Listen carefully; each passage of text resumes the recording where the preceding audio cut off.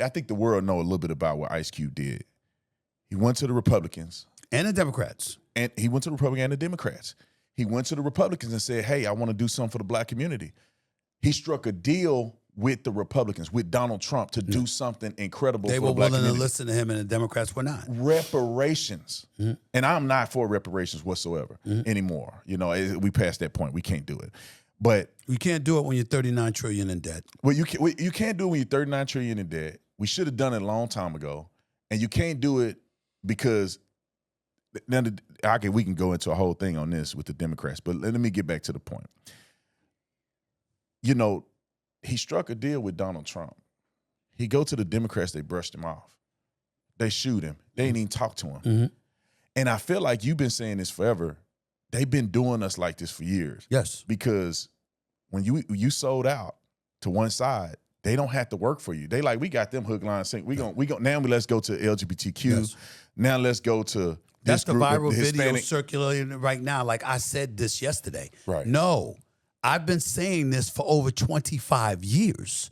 Over 25 years, whenever I've been speaking on politics, I have always said, for one election, I want black folks to vote Republican just to put the Democrats on notice that you have to work for our vote too. And to put the Republicans on notice, you might have a shot at getting our vote if you cater to us the way you cater to other communities. That's all I've ever said. In other words, flatter me.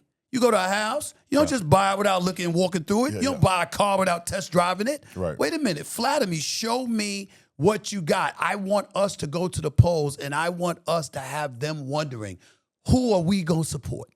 That's what I would love. Why do you think we can't get past that hump?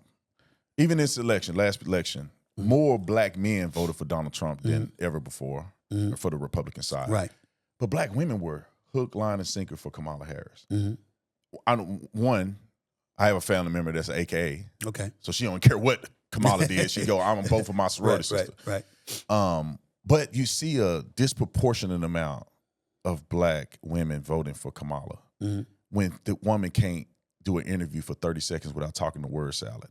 She has no accomplishments. I mean, no significant accomplishments. Well, that's harsh. Let me say significant accomplishments. Okay, but let me that will lead me to believe that she's qualified to be the president. I would push back on you with this. She's educated. She has a law degree.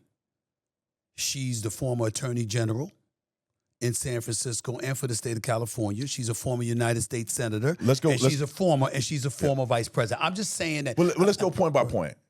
She was in California, but she was responsible for the incarceration. I get so many young. You get what I'm saying? Don't get me started with the weed. I mean, for weed now, but I get it. But what I'm saying to you is that I'm going to be protective of you just as much as I'm going to be protective of her when it comes to classifying whether or not we're qualified.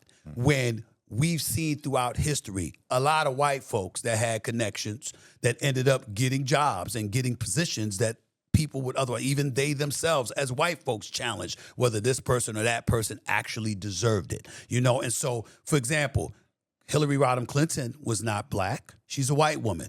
But we know she was qualified. Now, a lot of people might not like her. They might say, well, I'm not voting for her. But what you couldn't do is question her qualifications, you know?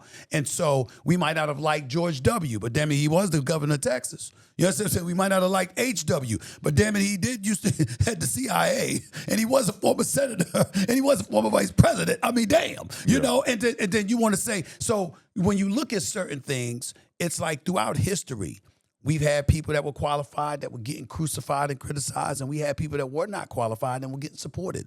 Ronald Reagan was an actor. You understand? Became a governor of California, ultimately the president of the United States, and a lot of people, you know, on the right, they revered this man to the end of the day.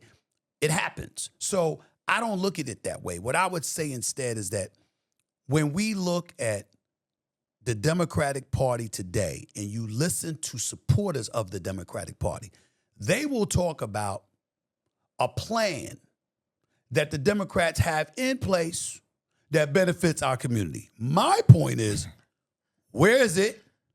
When has it worked?